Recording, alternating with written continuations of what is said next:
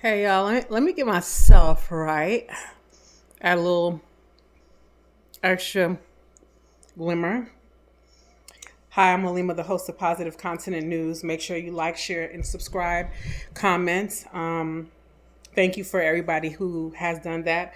Check out my links to my other channels or that I'm affiliated with in the, I forgot, section of the video, DJ links. If you'd like to donate to enhancing the channel, please do so. The PayPal link is also there. I guess you can say in the bio of the channel. Let's get started.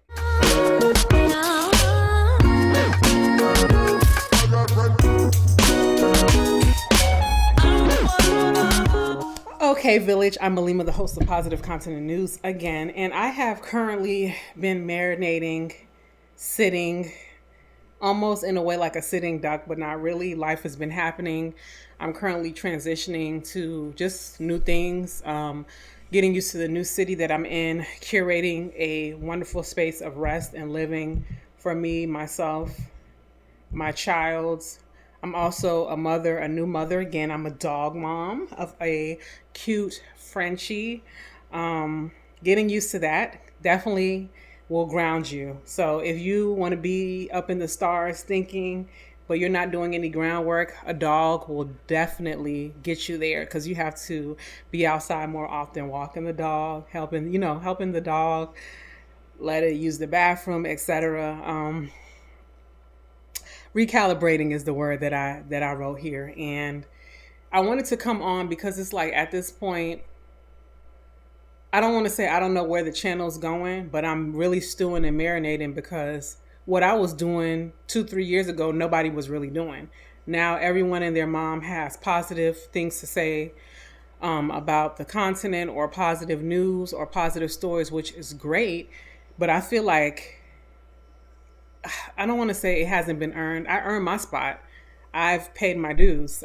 Being a first generation American of West African descent, the generation that I grew up in, we walked. So this new generation in the West, particularly here in America, because this is a whole different experience, could fly. Okay, so now y'all are the cool kids in school. But when I was growing up, we were African booty scratchers. I was called a black monkey by hey, I'm in my feelings today, kind of low key, a bitch named Jasmine Neal that I went to high school with. Never will forget it. She was a black American person. We were both black. We had different ethnicities. She called me a black monkey. The ignorant comments made about my name, they couldn't be said, especially then. I remember kind of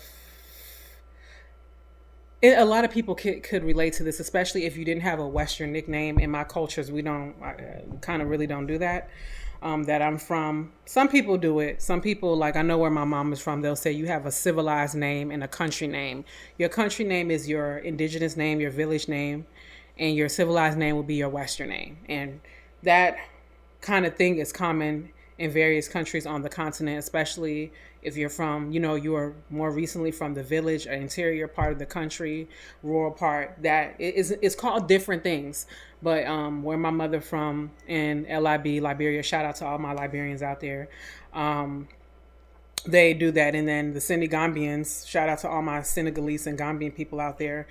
I don't really know them to do that either. I'm more familiar with my mom's side, but I'm heavily tapped in, you can say, with the Senegambian side as well.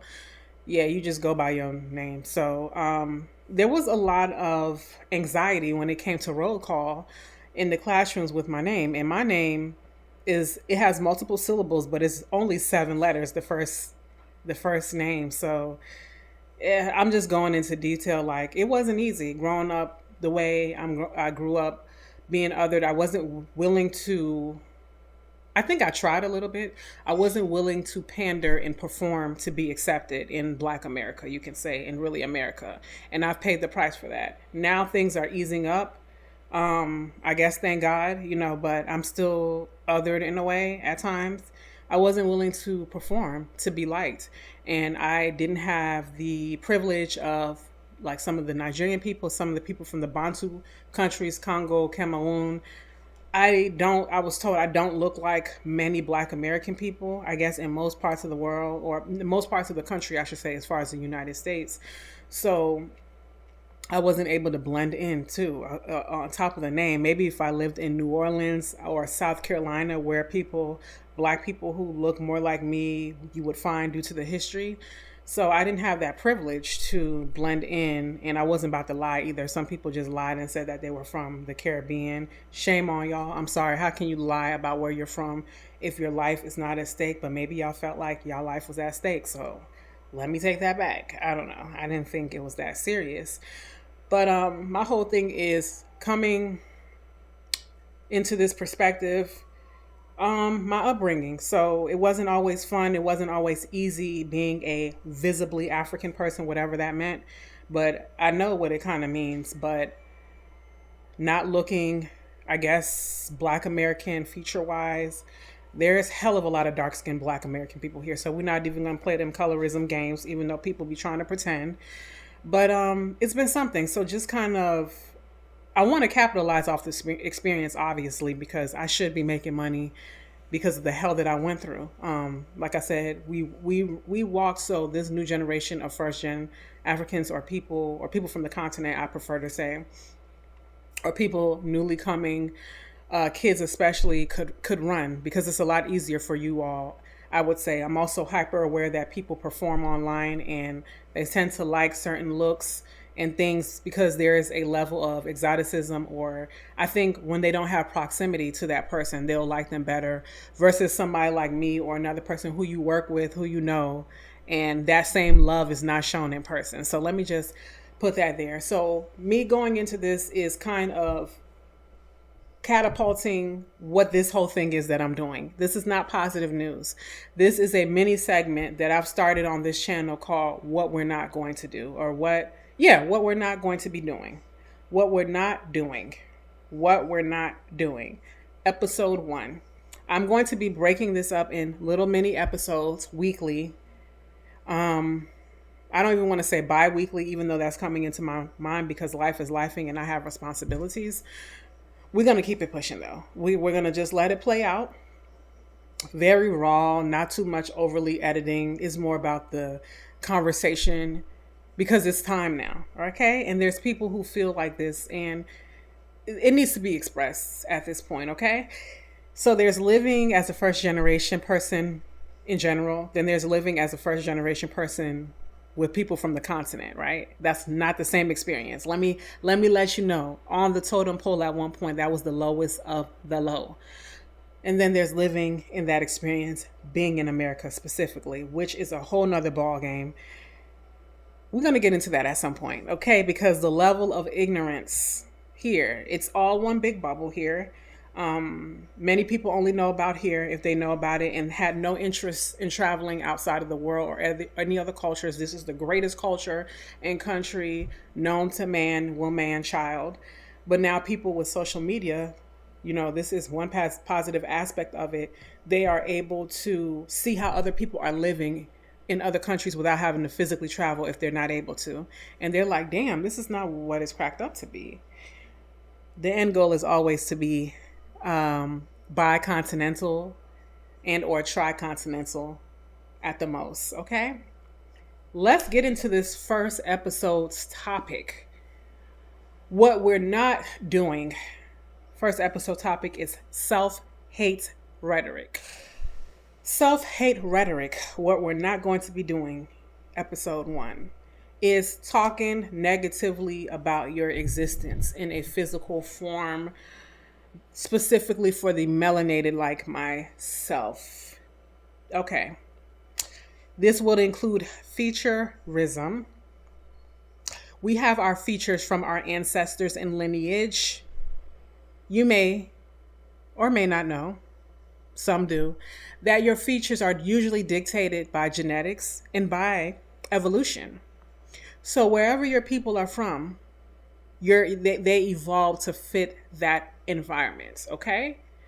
So for people with wider, broader noses, which really started from the people from the continent, but because of evolution, there's other groups of people that might not, they don't identify as being what we call black, okay? Um, and that's a whole nother topic in discussion because we're more than just black. We have our different cultural identities and ethnic identities and indigenous, whatever you want to call it, tribal identities to go with that. The black thing is just, you can almost say like a low ball by other groups of people to just throw us all in together. But we are so diverse within our own like cultures, our lineages, family, etc., etc., ethnicities. So if you have a broader, wider nose, what that means is that more than likely your people were living somewhere that had a hotter climate and their nose had to expand to breathe the air.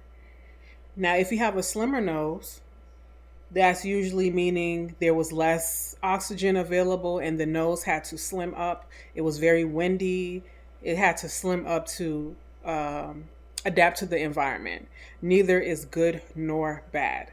But because of history, people like us tend to focus on having straighter noses. I don't know what's so amazing about this because according to different sources, I'm considered to have a slimmer nose within the black race, but I had an issue with my nose because I have a long, pointy nose, and that is due to my heritage. One of the ethnic groups that has shown up dominantly physically on me, a physical trait, is my pool nose, Pulo Fulani. They have longer noses, most of them, and straighter noses because they're nomads. They live in the desert most of the time, the Sahel, and it was the windy thing. But I had an issue with it because I didn't know any other black people when I was growing up here in the United States that had a wider nose, like my, not wider, a slimmer, supposedly for the black people or people of color, a nose like mine. So it really bothered me. Now I'm wearing the septum piercing, and many people are wearing it in my ethnic group. They're known for this, so it kind of worked out, for me.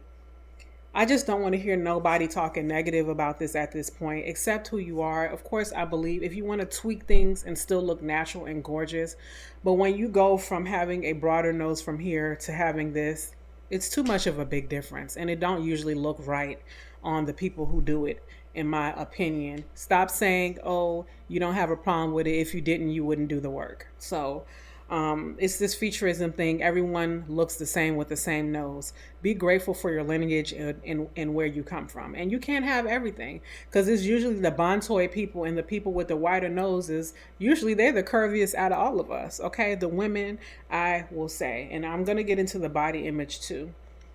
What we're not going to be doing moving forward. Texturism. This is another one that's really annoying to me because I guess in my mind, I just heard everyone wants what the other people has. I don't want to hear nothing about no 4C, negativity. It's just bizarre and strange. Like I know where it comes from. It comes from a very negative state and things done to people. I'm avoiding using certain words. Listen, when your hair is straighter, it does not hold styles as much. I'm not dissing it. It tends to be thinner. Not dissing it. I'm talking as a person with 3C hair. That I've noticed people be like, oh, your hair's curly. I love your locks. And it's just like, you don't know what I go through with my hair or what I did when it was loose. I didn't have styles that lasted long as other people in my family who had kinkier hair textures. When you have kinkier hair, the styles last longer. You bald less. It tends to be more resilient, usually to heat. It's just a lot thicker. And I'm not saying each texture or one texture is better. What I don't want to see, and I don't want to hear or nothing, is people roasting 4C hair. People just, what is the word? A word came into my mind, but I don't know if it even fits this, galvanizing. I'm gonna have to look that up because I'm hearing certain words come to my mind, but the envy of the 3C, 3B, maybe even 3A hair texture is bizarre to me. And we need to stop. If that's not your hair texture, that's not your hair texture. Embrace what God gave you. Embrace what God gave you and love it and learn your hair. We have various textures and I think it's amazing. Stop trying to force one hair texture to do something that it can't do. It's just bizarre. We got to stop this. And it's bizarre now because we know where it comes from. Why are we still doing this to ourselves, okay? Don't want to hear your hair's 3C. You don't know what I'm going through because I'm dark skinned. So we about to get into the colorism next. Because out of every one of these isms, this skin, this skin right here, this skin, you got to be strong to live in this skin. And I live in America. Colorism goes on throughout the diaspora in the world. And I live in America. So I got the number one thing that people were taught to hate is the skin color itself. And I've had to learn to love myself despite being rejected, really protected by certain groups of people, friendships, men in dating, etc. I've had to struggle to love myself because it's not easy, because that's something that a lot of people don't want. They don't want to be, they'll be whatever, just don't want to be dark skinned. I didn't even know people was feeling this bad about dark skin. It's like I've seen it and heard it.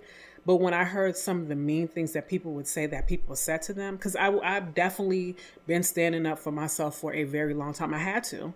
It was survive or not, and with the self-hate rhetoric that I grew up around within my family and outside in the world, and within seeing people that look like me in different environments, work, school, etc. Okay? And I love my melanin. I'm aging wonderfully and gracefully. Okay? I'm thriving. I love the fact that I stand out in a positive way. And now look at we are. It's like, and I see it coming that more people are going to want to embrace the skin color. We're already seeing the tanning. We're already seeing people, lighter people within our race, which I hate to say, they're tanning now. Now everybody want to be melanated because they see the benefits of it. And it's truly, it's ancient. It's beautiful. It's I almost want to say healing. It is pride. It is untouched, you can say, and no disrespect to other people because you can't help what skin color you are. But let's just be honest. Certain other skin colors have been put on the pedestal to the fact that it has hindered and handicapped them in some respect. And some are mediocre, and because of their skin color, they've gotten a pass with their mediocrity. I'm not saying everyone, but many people that I've known, and I've let it be known that I've known people that it's only especially where I was living in the metro Washington, D.C. area, the epicenter, the governmental epicenter of this country, lets you know how this foundation really started. The level of colorism that I've seen with women of a certain skin color, the way that some of them would act, and even before that, I've had people say wild stuff to me and in front of me as a dark-skinned person about dark-skinned people. Y'all getting a little bit too big for your britches because we don't want to start talking. Because some of y'all, I actually had a friend that was, woo, but because of her skin color, she thought she was so fine. It's too many mediocres. We see it in the music industry, entertainment. We're seeing it all over the diaspora. Some of y'all need to stop where you are. Don't proceed because you're getting too big for your britches, and we're trying to spare some of y'all feelings. And I'm saying this from a personal point of view. Some of you have gotten certain positions purely off your looks. I know everyone wants to feel amazing, but if you have a privilege, you got to accept it, baby. We all got one in some type of way. That's your privilege. I'm not saying you don't deserve it, but I'm just saying that some of your looks, if you look a certain way, help to get you where you are. No disrespect, because we come in all colors, but when you start thinking you better than people and talking shit, then, I'm going to just let that simmer because we already know where that went. Body hate. Okay. So I notice in our communities where they hate the features, but they want the body.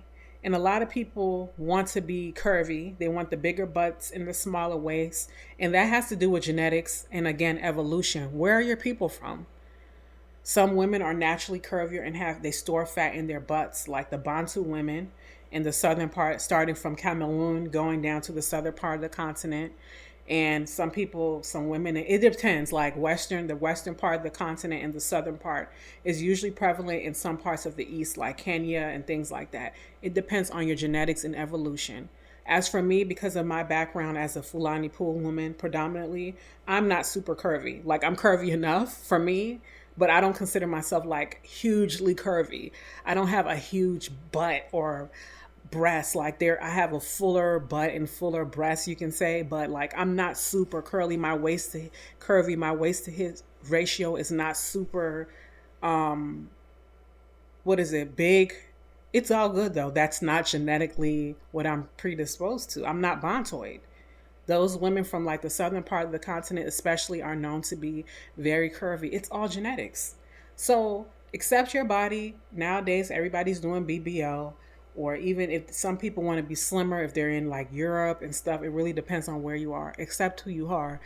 I believe in enhancements, but not going overboard. If you want to do a BBL, go to a reputable doctor in your country. Do not fly out of the country to do this. Lose the weight first, and then let the people see what they can do to help you. Make it look believable. If your butt wasn't big at all, then you go all the way and make it all the way sticking out. It's not believable. It doesn't match your thighs, your legs. Just be very intentional, intuitive, and intelligent when you get your cosmetic surgeries, if that's what you choose to do. Like Tiana Taylor, whatever she did, I like it because it's more realistic. I know she did the flare. She made her nostrils small. It's so realistic. Like do things like that. Don't completely change yourself who you are, because nobody's walking in your shoes. But then also when you get bad work, you don't look happy. You don't look good to many, probably yourselves, whoever's doing it too, and you start looking like everybody else.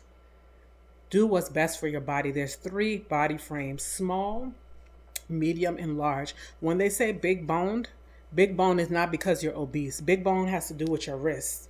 Like I'm medium frame, you see my wrist here. Smaller frame is all bone size. Like somebody like Queen Latifah, I'll probably have to add her picture here, is considered a big bone woman. Not everyone who's oversized and obese is big bone. Eat for your body size. Find out more about your body, what it likes, what it don't like.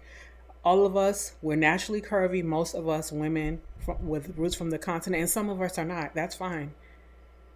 That is fine. We all can't fit the same mold. Okay? Just take care of your body and do what you can. Any surgeries you get, make sure you lose the weight first before they start cutting and moving things. And just let it look realistic and find great providers within the country that you're in. Don't risk your life trying to save money going somewhere else, because as women specifically, and sometimes men too, we are taught certain things. Everybody wants the big full boobs, the small skinny waist and stomach, and the wide hips and the round butt. We all don't look like that. As for me, I'm more, you can say hourglass, or I'm more evenly proportioned, but because of that, I gain weight everywhere. That's the caveat. And I'm not even in shape right now, but I've accepted myself. I will work out in the future. I will get a trainer, but I'm not like so hyper fixated on it at this point, because it's like I'm what they call black. I'm of African descent. This is what my ancestors look like. Some of them. We not doing no more body hate. Okay. Trying to be something you're not is number 5 on the list. Don't believe I've been counting. Be yourself, please. So many people are trying to be Western. They're trying to be European. They're trying to be white. And be who you are. And in my word of saying trying to be white, it's like you're almost in the recent news, especially here in the States, in the recent news, you're pandering. You are being a pick me. You're making yourself low for somebody to step on their back, on your back, particularly whoever's watching, for other people to like you. You can even be influenced by various cultures, both within whatever we got going on here as the black people globally and other cultures. Be who yourself, like make it natural. Don't be trying to be something that you're not and making it strange. Be natural. Accept who you are as a person. That's a whole part of healing. I think your ancestral lineage and healing in general, yourself, embrace who you are. I'm not saying don't like other cultures, but when you're discarding yours to fit into another one, there's a big problem here. Huge. And it's too many people, both here in the States, Europe, and on the continent, that's trying to be something that they're not. And it's all a part of self-hate to me, and not really knowing who you are. Find out who you are. And this is a multi-layered statement. It doesn't involve DNA tests, or you don't necessarily have to go to the village unless you want to, or the country, but really find out what you like, what brings out the best in you in various aspects. My final one here, I've seen different things, but this is a term that I've come up with. I don't know who else is, yeah, whatever.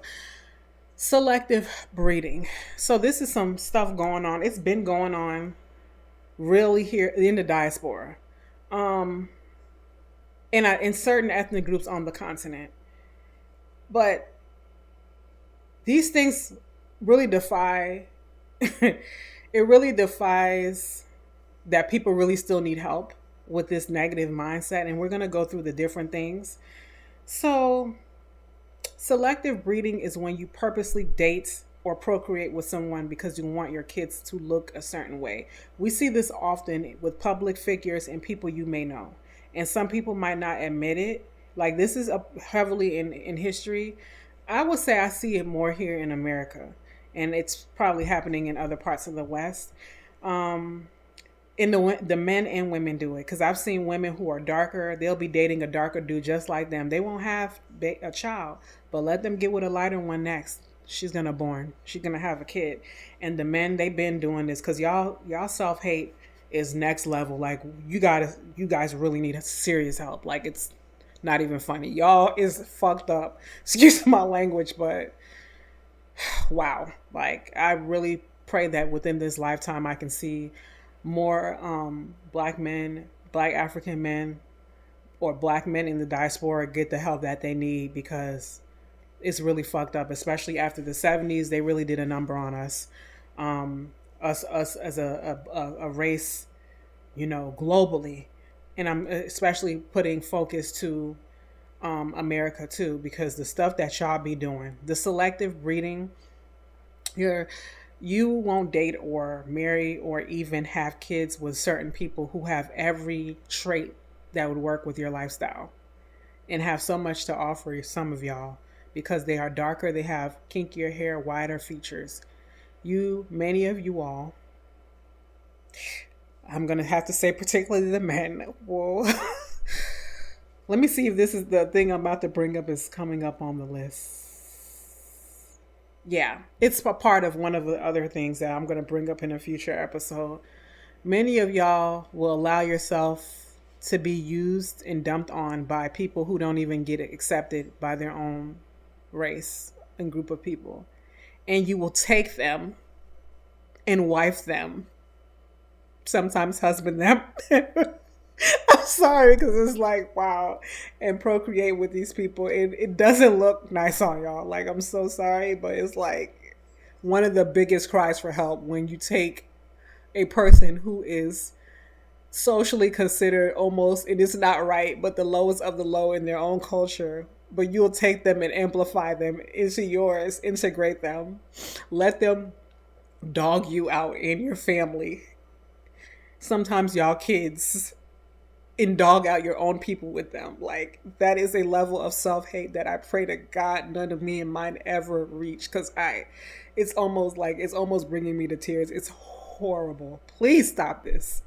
Please like yourself more, love yourself more. Let them figure it out with their culture or people. Now, if you and someone from a different background just happen to fall in love, y'all are higher vibe, y'all are healing, intentional, that's a different story.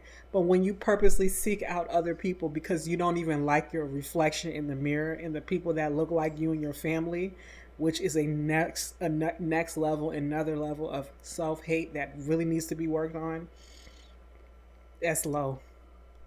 That's low. The selective breeding gotta stop. But then on the flip side, some of y'all are learning now. And then y'all gonna be seeking women like me out and men that have the same color as me to extend your bloodlines. And other races do it too because they're seeing some of the benefits of this blood and like, nah, it's a no. So either way, just be intentional with who you date and who you're breeding or having kids with either way, because sometimes people fetishize you. And yeah, I guess it is all a part of fetishization. They're using you for your looks. And then also it could be damaging, which I've seen in my personal life, that you're overlooking major red flags in a person because they look and aesthetic that you like and it's palatable, and you are daydreaming and imagining your kids looking a certain way, and it's usually light skinned, racially ambiguous, and mixed. Then when shit goes wrong, you're going to start blaming them and their family. All things I've seen before. Take care of yourself. Let's continue to dissect this. This is the first episode as a part of a special or new segment on this channel called What We're Not Doing. And this is the first episode, Self-Hate Rhetoric. And even the rhetoric is even applied to every single one of them because people will vocally say everything here. Featureism, colorism, body hate, texturism, trying to be things that they're not, say nonsense about their own group of people. And you have your opinion. But when you're dogging them out all the time, especially amongst another group of people, it screams, pick me. I don't like myself. The selective breeding. Oh hell no, I ain't going, I ain't having no kid with no nappy headed hoe or no nappy headed nigga. I want my man to have soft hair. I want my kid to have soft hair. I want my daughter to have pretty eyes. What is pretty eyes? What's pretty hair? I think if you have healthy head of hair that's pretty and healthy, beautiful seeing eyes, that's amazing. I hate those rhetorics or good hair. Anyway, if y'all really trying to unpack, I challenge you, let's get into it. All right, so I will see you all soon. Don't forget to like, share, subscribe, and share. Let's get into these conversations. I'm challenging you what we're not going to do, what we won't be doing anymore. Bye, Malima Village. Take care.